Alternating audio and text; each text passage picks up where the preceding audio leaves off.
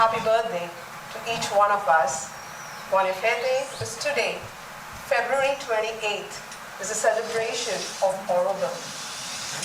1968 was the year when this vision of Auroville as a city committed to human unity, the work had started. And since then, the aspiration has been to explore the aspect of self-giving. What it is to be a willing servitor. What does it really mean to be a willing servitor? And to distinguish it from what does it mean as a servant or a servitor? And what's the essence in our daily life? Sri Aurobindo and the Mother have given us a lot of it. I think what we will look at today is how do we draw upon the essence today in our lives, in our work, and the commitment that Mother brought for us.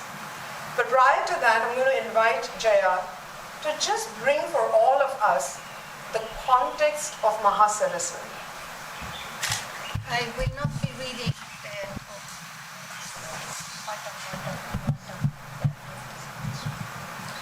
Yes. I will not be reading the whole text. I will be reading the last few lines on Mahasaraswati. A mother to our wants, a friend in our difficulties, a persistent and tranquil counselor and mentor, chasing away with her radiant smile the clouds of gloom and fretfulness and depression, reminding always of the ever-present help, pointing to the eternal sunshine. She is firm, quiet, and persevering in a deep and continuous urge that drives us towards the integrality of the higher nature.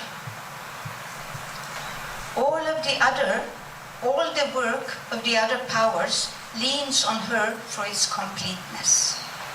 For she assures the material foundation, elaborates the stuff of detail, and erects and rivets the armor of the structure.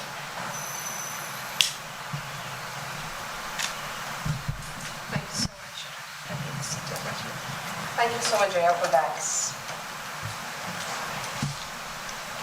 So, given the context that Jaya just read, I would probably like to start off with why we know the last line that she is needed for the completeness. Maybe I would like to understand, because even before we go into self-giving and willing to be servitor, what's the reason, the aspect of Mahasaraswati? That the other three powers, which is Mahakali, Maheshwari, and Mahalakshmi, that while in each brings their strength, they lean on to Mahasaraswati for the sense of completion or for the completeness. So I'm going to throw open this to the audience, to our distinguished speakers. We have Probir from Pondicherry Ashram, Shankaran, Narad, Kirti, and Tapas, who is here in Auroville. So, your point of view, your perspective, when you're starting off this, what's the reason or the context for leaning into Mahasaraswati for this? Because I think somewhere it dovetails into self-giving and willing to be a willing servitor. Anyway. Actually, when I was asked to speak, I was wondering why I have been asked to speak, because I'm more of a ground level person, always in action. So I did some reflection, and the first thing is I was born on the Saraswati Puja day. So that was my immediate connect. The second thing was, right from my childhood, we celebrate Saraswati Puja at home. And on the Saraswati Puja day, we had to take our books and my guitar and keep it there, because that's knowledge and music and all that. So we've grown up with this concept. But generally, in our lives, we just pray to Mother, and I've never really focused on any particular aspect. But when you told me yesterday and I decided that, okay, I'll speak, then I said, I need to find out what is my connect with Saraswati apart from being born on the Saraswati Puja day.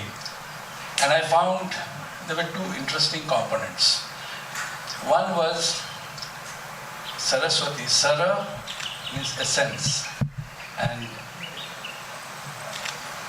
And Swa, Sara is essence and Swa is self. So it's she who helps us realize our essence of ourselves. And that is exactly the path we are on, right? So at one level, all of us here are on this path of finding out the essence of ourselves.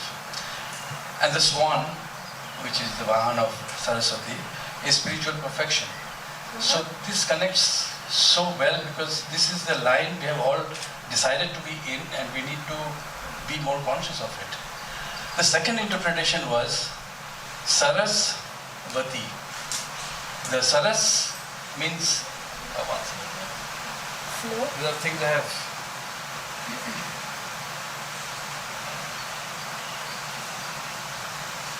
Okay, this is relating to our work. Saras means pooling water. And Vati is she who possesses, which means she who has ponds, lakes and pooling waters. And this is the work we are actually in now. And so the way it connects is 24 years ago I've given up my business work and everything because I felt that we need to do something for ecology, for the environment. And that actually there's no problem with the environment, it's the problem with the people. So how to work with the people. So we started with the ocean because there was so much of interference with the ocean that we had this severe problem of erosion. And this was all voluntary work. And we struggled for almost 15 years. Because when we said that we want our beach back, people were laughing. How can you get a beach back? But we said we want it back. And what we learned was patience, perseverance, connecting with governments, connecting with communities. So it was a long journey, but at the end of it, we have the beach back. We had to, it took us 15 years, but a persistent effort. And this is what Saraswati talks about, her patience, and she will keep working and working and working on you until the results are there. So these are the qualities which we see so clearly in our work that this is how we connect. The other thing we are working now is restoration of the water bodies. If you go around in Pondicherry, every single water body is in a pathetic state, full of garbage, sewage water being let in, encroachments, and so on.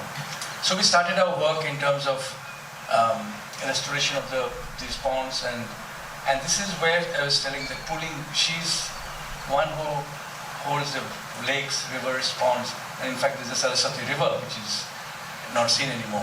So this effort that we have put in, we have restored a number of ponds which were completely covered up and used as garbage dump sites for 30 years.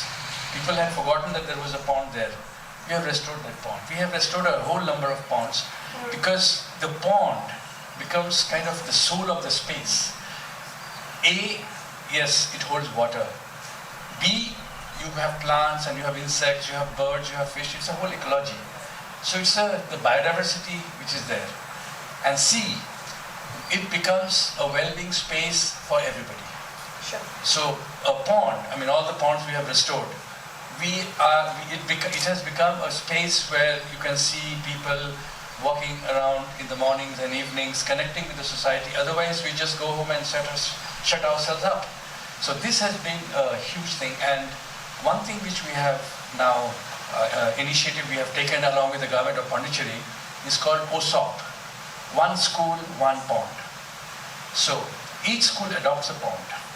And we have physics lab, chemistry lab, but which school has an environmental lab?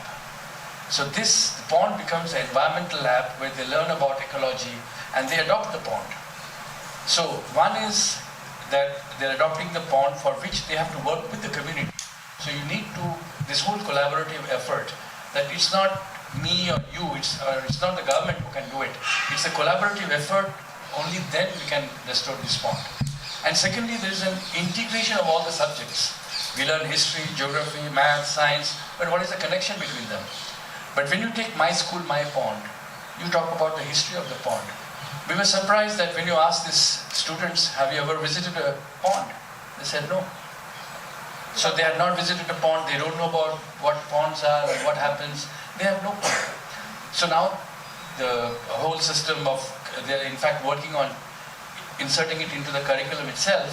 Sure. Is the history of the pond, what is the geography, what is monsoon, what is the watershed area, you know. So what I'm hearing from you is that it started off with an idea, and that idea somewhere along the way kind of led you to look at integrality. It looked at you, who do I collaborate, how do I collaborate? So there is a sense of persistence and a perseverance in that. And how do we perfect it, but not perfect it once, but ongoingly doing that.